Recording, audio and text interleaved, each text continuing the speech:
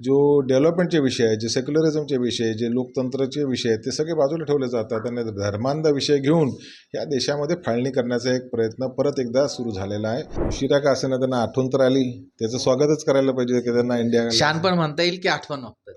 नाही, मी तर म्हणतो जे काय असेल त्याचं स्वागत करायला पाहिजे. बरं. वंदे मातरमला राष्ट्रगीताचा समान दर्जा 1950 मध्ये तत्कालीन पंतप्रधानांनी त्यांच्या कॅबिनेटने दिला होता.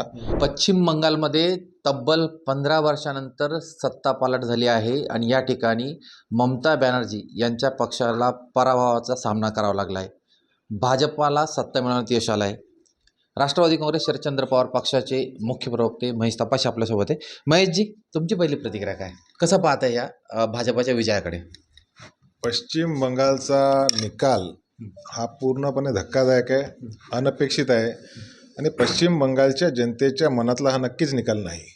हा लोकतंत्राचा निकाल नाही, हा लोकशाहीचा निकाल नाही, हा दंडुकशाहीचा निकाल आहे, हा हुकुमशाहीचा निकाल आहे, हा CBIचा निकाल आहे, हा इन्कम टॅक्सचा निकाल आहे, हा EDचा निकाल आहे, हा इलेक्शन कमिशनचा निकाल आहे, परंतु जनतेचा निकाल नक्कीच नाही. त्याच्यामुळे जो निकाल आला आहे त्याने भारतीय जनता पार्टीला जरी वाटत असेल की आम्ही खूप काय मिळवलं, कशाच्या जोरावर मिळवलं, कसं मिळवलं, हे पश्चिम बंगालच्या आणि देशाच्या जनतेला पूर्णपणे माहिती आहे. पश्चिम बंगालच्या माजी मुख्यमंत्री ममता बॅनर्जी यांनी देखील म्हटले हा विजय हा निवडणूक आयोगाच्या माध्यमातून भाजपला मिळाला आहे. परंतु अशाच पद्धतीची प्रतिक्रिया ज्यावेळेस महाराष्ट्रात निवडणुका पार पडल्या होत्या त्यावेळेस म्हणजे महाविकास आघाडीकडनं अशाच प्रकारच्या प्रतिक्रिया येत होता. आसाममध्ये बघा, बिहारमध्ये बघा, पश्चिम बंगालमध्ये बघा आणि आता महाराष्ट्रामध्ये जो स्टेट इंटेन्सिव्ह रिव्हिजन चालू आहे मतदार यादीचे, किती लाखो लोक बघायचं काम चालू आहे. मग हे लाखो लोक आधी नव्हती का? ते मतदान करत नव्हती का?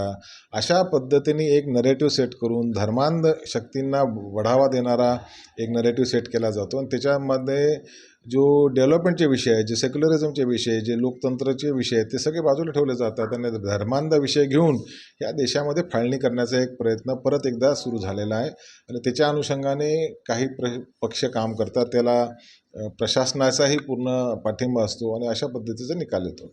ममता बॅनर्जी यांनी पराभव मान्य नाही, त्यांचं म्हणणं मी राजीनामा देणार नाही. या त्यांच्या भूमिकेकडं तुम्ही एक राष्ट्रवादी काँग्रेस पक्ष म्हणून कसं पाहता? आता त्याचा संविधानिक पेज काय हे मी सांगू शकत नाही, परंतु ठीक आहे, त्यांना पराभव मान्य नाही तर पराभव आम्हालाही मान्य नाही. आम्हाला देखील महाराष्ट्रात झालेला पराभव मान्य नव्हता, परंतु ठीक आहे, लोकशाहीचा एक अंग असतो आणि त्याच्यामध्ये प्रशासनाचा एक अंग असतो, त्याच्या अनुषंगाने आपल्याला काम करायला लागतं. आणि म्हणजे आपण सदनामध्ये मुख्य खुर्चीवर नाही पण सदनात तर आहात, सदनात नसलो तर रस्त्यावर तर आहात.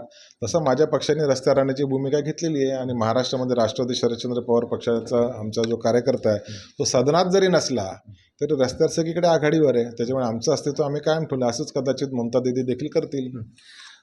ममता दीदींना आता इंडिया ब्लॉक म्हणजे इंडिया आघाडीची आठवण झाली आहे. यापूर्वी आपण जर बघितलं थोड्याशा त्या साईडलाईन असायच्या, मुख्य भूमिकेत येत नव्हते, परंतु आता त्यांनी सक्षमपणे म्हटलेलं आहे की आता इंडिया आघाडीच्या माध्यमातून देखील ते आता या भाजपाच्या विरोधात देशभरात आता ते आवाज उठवणार आहे. उशिरा का असेना त्यांना आठवण तर आली, त्याचं स्वागतच करायला पाहिजे की त्यांना इंडिया. शानपण म्हणता येईल की आठवण फक्त? नाही, मी तर म्हणतो जे काय असेल त्याचं स्वागत करायला पाहिजे. देश पातळीवर शेवटी इंडिया ब्लॉक एक विचार आहे. ह्या भारताच्या संविधानाला जिवंत ठेवण्याचा तो विचार आहे, सेक्युलरिझमला जिवंत ठेवण्याचा विचार आहे, मागासलेल्या समाजाला पुढे आणण्याचा तो विचार आहे आणि त्या विचाराला नेमकं छेदण्याचं काम जर कोण करत असेल तर विद्यमान शासन, भारतीय जनता पार्टीचं शासन ते काम करते. आणि म्हणूनच इंडिया ब्लॉक हा विचार आहे, तुम्ही मोठा मी मोठा, की तुम्हाला जास्त सीटा मिळाल्या मला कमी सीटा मिळाल्या, हा वादपेक्षा भारतीय जनता पार्टीच्या सोबत किंवा भारतीय जनता पार्टीच्या विरोधात इंडिया ब्लॉक अलायन्स कशी निवडणूक लढू शकते आणि कसं त्यांचे मताधिक्य कमी करू शकते, हा विचार जास्ती प्रबळ असला पाहिजे. याचा विचार जर ममता दीदींनी 5 वर्षापूर्वी जर केला असता, ज्या पद्धतीने महाराष्ट्रातील महाविकास आघाडीतील घटक पक्ष शरद पवार साहेब देखील वारंवार सांगत होते की आपण भाजपला जर विरोध करायचा असेल तर एकत्र येऊन वेगळ्या पद्धतीने एक त्यांना प्रतिकार केला पाहिजे, त्या अनुषंगाने जर विचार केला असता तर पश्चिम बंगालचा निकाल काही वेगळा लागला असता का? काय वाटतं तुम्हाला? निश्चितच लागला असता. मला वाटतं 5 वर्ष काय 3 महिन्याआधी जरी तशा पद्धतीचा त्यांनी विचार केला असता तर निश्चितच काय ना काय वेगळा निकाल पश्चिम बंगालमध्ये लागला असता. तामिळनाडूचा देखील निकाल तुम्ही बघितला आहे, त्यामध्ये अभिनेता विजय थलपती यांना बहुमत मिळालेलं आहे. खरं तर असं बोललं जातंय की त्यांच्या मागे भाजपचाच आहे. या बातमीत किती तथ्य आहे? काय माहिती कोणाचा हात आहे. मला असं वाटतं की निवडून आलेल्याच्या मागे जनतेचा हात असतो असं मला वाटतो. आणि हात देण्याची जिकडे बात येते तिकडे काँग्रेसवाले हात देतात असं मी ऐकतो. तर खरं काय खोटं माहीत नाही. देशाचे पंतप्रधान नरेंद्र मोदी यांनी एक महत्त्वाची घोषणा केली आहे की आता वंदे मातरमला देखील राष्ट्रगीताच्या समान दर्जा दिला जाईल. याकडे तुम्ही कसं पाहता? वंदे मातरमला राष्ट्रगीताचा समान दर्जा 1950मध्ये तत्कालीन पंतप्रधानांनी त्यांच्या कॅबिनेटने दिला होता. वंदे मातरमचं प्रथम गायन 1905मध्ये काँग्रेस पक्षाने गायलेलं होतं. कदाचित ते विद्यमान सरकारला माहीत नसेल, परंतु आता आम्ही काहीतरी वेगळं करतो असं दाखवण्याचा जो प्रयत्न असतो तो चुकीचा आहे. वंदे मातरमला 1950मध्येच सरकारी म्हणजे तुम्हाला दर्जा त्या ठिकाणी राष्ट्रगीताच्या समान दर्जा हा दिलेला आहे. अजित पवार गटाचे माजी आमदार अमोल मिटकर यांनी देखील पोलीस महासंचालकांची भेट घेतली आणि अजित पवारांच्या अपघातासंदर्भामध्ये त्यांनी एक निवेदन दिलं, पत्र दिलं आहे.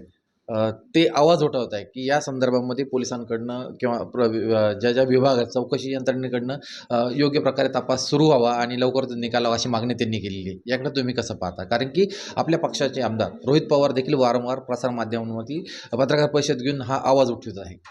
निवेदन देणे आणि तक्रार नोंद करण्यामध्ये दोन गोष्टींमध्ये फरक आहे.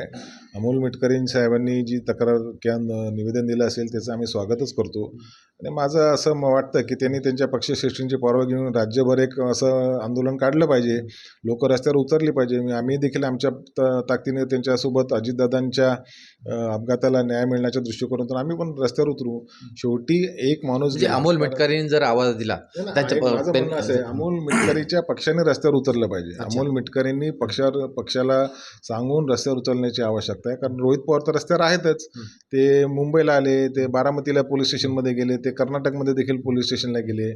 आणि त्या पद्धतीने अजितदादांना नेमकं काय घडलं हे लोकांच्या समोर आलं पाहिजे. ह्या रोहित पवारांची आणि राष्ट्रवादी काँग्रेस पक्षाची, शरद पवार साहेबांची आणि आमच्या सुप्रियातांची भूमिका आहे. त्याच्यामुळे वेगळं काहीच नाही. पण अमोल मिटकरी जर त्यांनी जर वैयक्तिकरित्या राज्यभर तसं जर नियोजन केलं, मिटकरी जर त्यांच्या पक्षाच्या वतीने आवाज देत असतील तर बाकीच्यांनी पण दिला पाहिजे. आमदारांनी देखील सदनात हा विषय उचलला पाहिजे. आमदार त्यांच्या पक्षातल्या सदनात का विचारत नाही?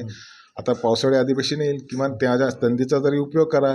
ज्या BSR कंपनीच्या संदर्भामध्ये एवढे गंभीर आरोप त्या ठिकाणी रोहित पवारांनी केले, जे सत्य देखील आहे, त्याच्या संदर्भामध्ये सदनामध्ये सत्ताधारी पक्षातले लोक किमान दादाच्या पक्षाच्या आमदारांनी तर आवाज उचलला पाहिजे की नाही?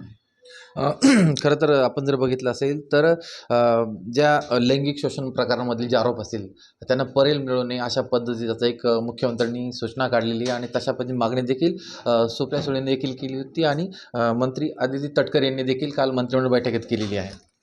लैंगिक अत्याचार करणाऱ्यांना पेरोल मिळू नये ही भूमिका सुप्रियाताईंनी मांडली, अदितीताईंनी मांडली आणि मला वाटतं मुख्यमंत्र्यांनी देखील मांडली. तर त्याच्यावर जे काय योग्य आहे तो निर्णय शासन घेईल आणि त्याच्यावर मला वाटतं कोणाचंच ऑब्जेक्शन असण्याचं कारण नाही. धन्यवाद तुम्ही लेट्सअप सोबत बात केल्याबद्दल. प्रशांत गोडसे, लेट्सअप मराठी, मुंबई.